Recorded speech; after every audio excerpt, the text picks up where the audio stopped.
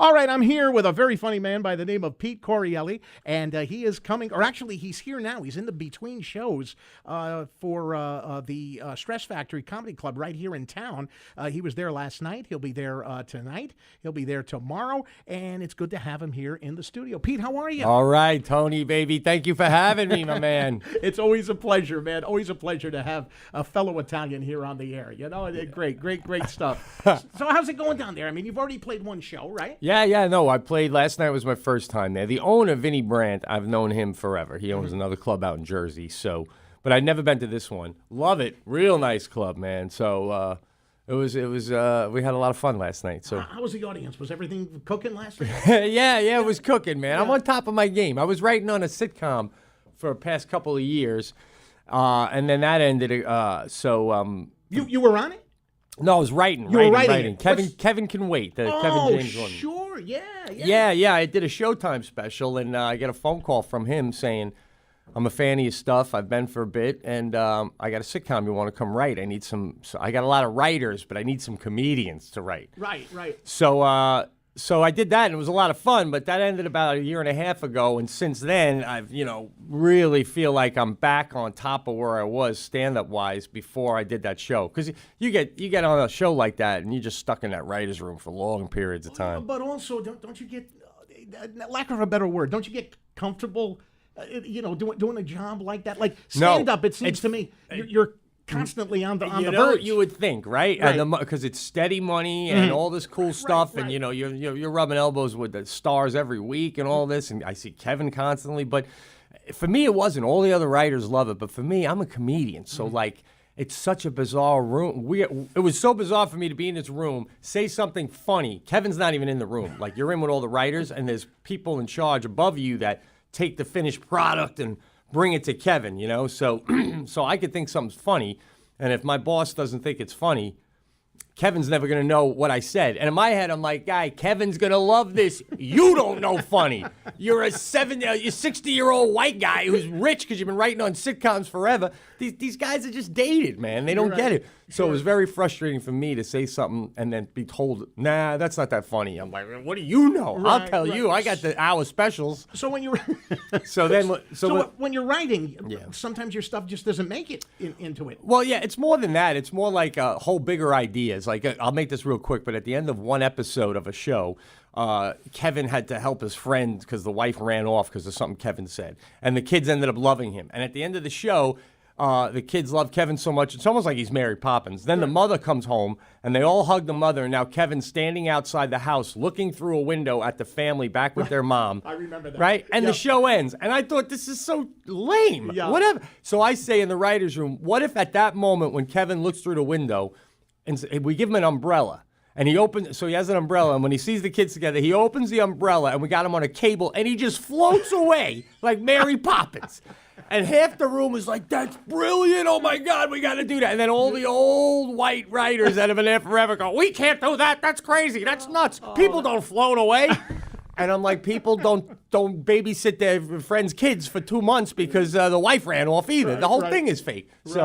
So it was big ideas like that. And now I can't go in the other room and go, Kev, I had this great idea, but they said no. That's mutiny on the bounty, Tony. Sure. Mutiny. Yeah. Sure. So I'm loving being back, doing my stand-up, doing my thing. I taped a new hour special 2 weeks ago that we're editing together and then going to shop it around. So I'm in a good place, Tone. Yeah, that's great. That's great. Yeah. That's it sounds like you are.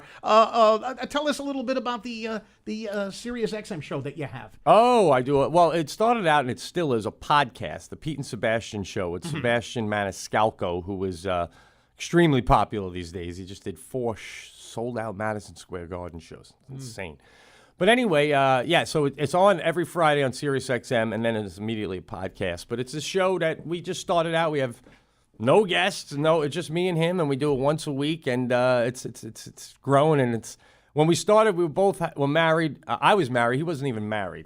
Now we've been doing it so long. I got a kid. He's married. He's got a kid. He's about to have his second kid. So it's funny, through the years. Like, I've had a few pilots, and then he's had this thing. So it's been a lot going on. It's just kind of like a timeline of our lives. Yeah, that's great. He's gotten so popular, though. I opened for him at an arena in Florida, 18,000 people.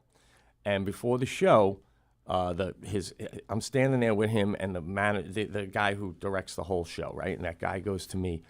He goes, when you're up there, you do 20 minutes, and then, Sebastian, you get off, and Sebastian will come up. And you got to make sure you stick to your 20 minutes. And Sebastian turns to me, and he goes, hey, I'm sorry. I'm making you stick to your 20. It's just that I'm in a box under the stage while you're up there, right? So I go, what? And he goes, yeah, like, I come up through the stage, and there's a fire ring around me, and I come up through it.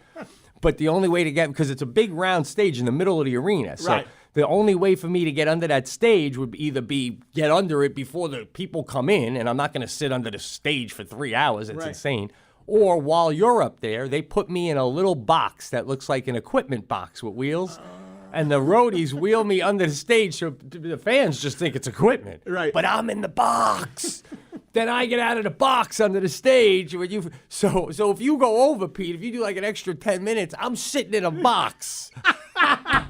That's hysterical. Yeah. That is funny stuff. We're here with Pete Correale, and he is at the Stress Factory right now as we speak, 167 State Street in Bridgeport. Check him out. A very, very funny man. He's going to do all of that Italian stuff that you grew up with. If you're Italian, I understand all of it. Believe me. So I'm looking forward to that.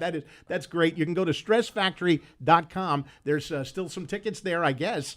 So make sure you check that out. But they're going to go very, very quickly. It sounds like it's going to be a great show. Anything else you want to add? I just want to say I'm a little disappointed in your T-shirt. Why would you be a Met fan when you got the Yankees, baby? I am a Yankees fan. I'm a diehard Yankees fan. But you know what I did? What? When I was 40, Yeah. I had like a midlife crisis. So instead of buying like a Ferrari or leaving my wife for an 18-year-old, I went and I bought all the T-shirts. I've got a Detroit Tiger T-shirt. I've got a Tampa Bay Ray T-shirt. Right. I've got all of them, and I pull them out every now and again. Yeah, but I can't do that. Like even like I did this Comics Come Home with Dennis Leary and the Boston Garden last year, the TD Garden, and he gives us all these fantastic. It's with Cam Neely, and Cam Neely gives you these fantastic Boston Bruin jerseys, like sweatshirts. Yeah. I only use it to mow my lawn. That's it. I can't have anyone see me in that, man. It's a beautiful sweatshirt, but it's not my team. I know what you mean. You're not going to buy another woman dinner, only your wife, guy. Turn it inside out, Tony. I got Piazza on the back. Piazza, Mike Piazza on the back. That's all right. That's all right. That's not so bad. Yeah, all right. Thanks for having me, brother. Pete, thanks for being here. Thank you so very, very much. All right, it is 9:58. News, weather, and traffic.